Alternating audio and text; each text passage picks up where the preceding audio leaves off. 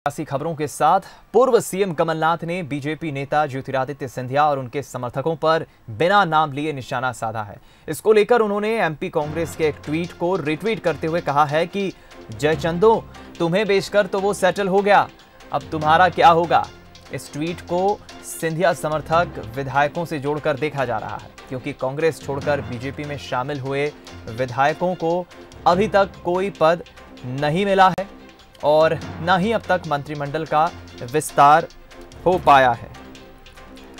बता दें आपको कि 19 जून को मध्य प्रदेश की 3 राज्यसभा सीटों पर हुए चुनाव में ज्योतिरादित्य सिंधिया को भी जीत मिली है।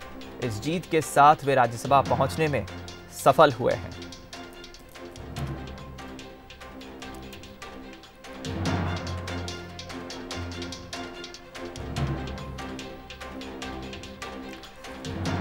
तो ज्योतिरादित्य सिंधिया का कांग्रेस छोड़कर बीजेपी में जाना एक बड़ी सियासी घटनाक्रम तो रहा ही है बीते कुछ महीनों में मध्य प्रदेश में, जिसके कारण सरकार भी गिर गई। लेकिन सिंधिया के साथ जो उनके समर्थक पूर्व विधायक बीजेपी में पहुंचे हैं, उनको लेकर खासतौर पर ये निशाना साधा है। और जाहिर है कि आने वाले उपचुनाव की जो सरगर्मियां तेज हुई हैं, 24 सीटों पर जो उपचुनाव होना है, उसमें कहीं ना कहीं सिंधिया समर्थक इन पूर्व विधायकों की भी काफी अहम भूमिका होगी। हम रुक करेंगे। सैयद जाफर साहब हमारे साथ कांग्रेस प्रवक्ता फोनलाइन पर जुड़ गए हैं। जाफर साहब, कांग्रेस ने जिस तरह से मध्य प्रदेश कांग्रेस ने ट्वीट किया है, कमलनाथ ने फिर उसे रिट्वीट किया है। शोले फिल्म का वो डायलॉग मुझे याद आ रहा है जब गब्बर पूछता है कि तेरा क्या होगा कालिए। यानी सिंधिया साहब तो सेटल हो गए, लेकिन अब जो उनके समर्थक हैं उनका क्या होगा? क्या यही कुछ तंज कसने की कांग्रेस कोशिश कर रही है?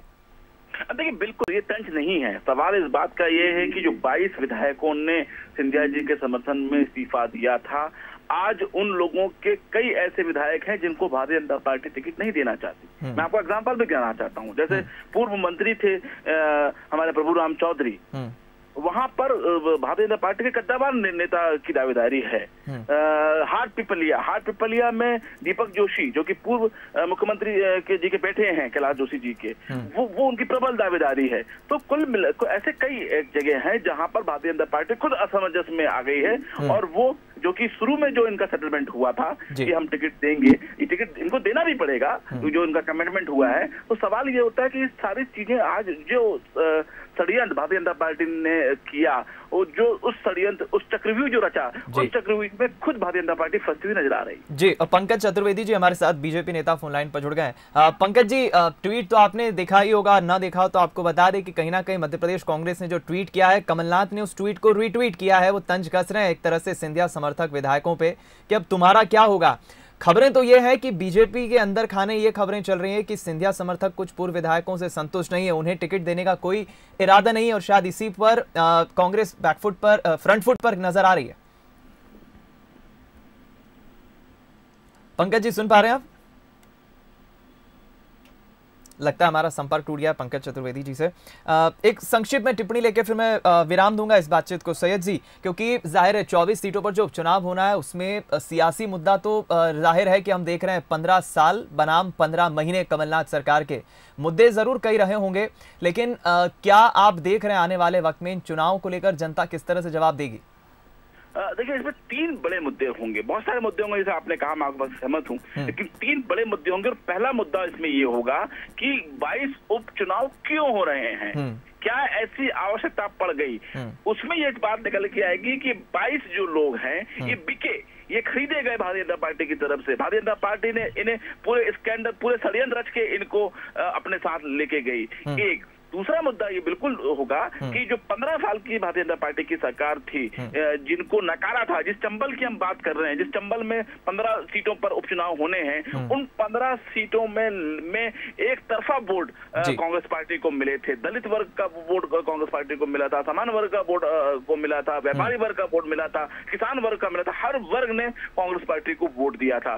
और उस 15 महीने में उसने देखा कि जिस उम्मीदों के साथ जिस वचन पत्र पे उसने वोट दिया था, कांग्रेस पार्टी ने उस वचनबद्ध को पूरा करने को लेकर आगे कदम बढ़ाए। और हमारा जो वचन पत्र है, हम इसको स्वीकार करते हैं कि वो अधूरा रह गया। वो अधूरा इसलिए रह गया क्योंकि हमको 15 महीने के समय मिले थे, लेकिन हमारी नीयत और हमारी नीति जनता ने देखी है, जिसका हमें बिल्कुल पूरा लाभ मिलेगा। ठीक, मैं छोटी सी टिप्पणी पंकज जी की ले लेता हूं। एक बार हमारे साथ फिर जुड़ गए। पंकज जी, सुन पा रहे हैं आप? देखिए दीपक, मैं ये निवेदन कर रहा था कि मुझे आदरणीय कमलनाथ जी से पूरी सहानुभूति है, क्योंकि जिन स्थितियों और परिस्थितियों में उनको उनके भाई ने लाकर रखा है, जिनको वो अब कौन बड़ा है कौन छोटा है तो वो दोनों बड़े नेता जाने के राज्यसभा में अभी निर्वाचित हुए हैं, ये कमलनाथ जी हैं। तो जिन परिस्थितियों में कमलनाथ जी इस प्रकार की हताशा स्वाभाविक है, उसमें कोई दिक्कत की बात नहीं है। और भारतीय जनता पार्टी में असमंजस नहीं है, पूर्ण रूप से सामंजस्य है और उसका प्रमाण अभी मिला इस चुनाव में और आगे भी जब चुनाव होगा। और जहां तक इन 22 प्रत्याशियों का विषय है तो भारतीय जनता पार्टी ने बहुत पहले इन तमाम प्रत्याशियों की उम्मीदवारी घोषित कर दी है और बहुत स्वाभाविक सी बात है कि जब स्थितियां स्पष्ट है कि कौन लोग भारतीय जनता पार्टी पक्ष की ओर से इन 22 उपचुनाव में भाजपा का पक्ष रखेंगे तो मुझे लगता है कि अब कोई संदेह नहीं है। कांग्रेस के पास विलाप के अलावा दीपक जी कोई रास्ता नहीं है, इसीलिए मैंने कहा कि मुझे तो बहुत पूरी सहानुभूति है कमलनाथ जी के साथ कि राजनीति के इस आखिरी पड़ाव में एक अवसर मिला था, उस अवसर को किसने गवाया। कमलनाथ जी ने साफ तौर पर कहा कि दिग्विजय सिंह ने मुझे भुलावे में रखा, दिग्विजय सिंह की वजह से सरकार गई। और बहुत हैरानी की बात है, ग्वालियर चंबल का जिक्र चल रहा था, उस ग्वालियर चंबल में 8 सीटें थी कांग्रेस पार्टी के 2013 में, 26 सीटें हुई ज्योतिरादित्य सिंधिया जी के नाम पर। ज्योतिरादित्य सिंधिया जी को मुख्यमंत्री बनाएंगे ये बताकर वोट लिए, कमलनाथ जी मुख्यमंत्री बन गए, वो भी स्वीकार था। पर पंकज जी, कांग्रेस ये आरोप लगा रही कि पूर्व विधायक जो बीजेपी में गए वो तो खुश हैं, लेकिन बीजेपी के कुछ नेता खुश नहीं है उनके बीजेपी में आने से। खुले दिल से खुले मन से स्वागत किया अपने पार्टी में। देखिए, कांग्रेस पार्टी को चाहिए कि पहले वो जरा लक्ष्मण सिंह जी खुश है कि नहीं इस पर बातचीत करें, अजय सिंह राहुल भैया खुश है कि नहीं इस पर बातचीत करें, चौधरी राकेश सिंह खुश है कि नहीं इस पर बातचीत करें, प्रेमचंद गुड्डू जी खुश है कि नहीं। तो कांग्रेस अपनी खुशी देखे, भारतीय जनता पार्टी में तो सामंजस्य है, खुशी है, संतोष है और ये जब हमारे विधानसभा के उपचुनाव होंगे तब चीजें स्थिति स्पष्ट हो जाएगी। मैं समझ नहीं पा रहा कि कांग्रेस पार्टी कह रही है कि हम 24 में 24 सीटें जीतेंगे, सरकार में वापसी करेंगे, और जब सरकार थी वो संभाल नहीं पाए।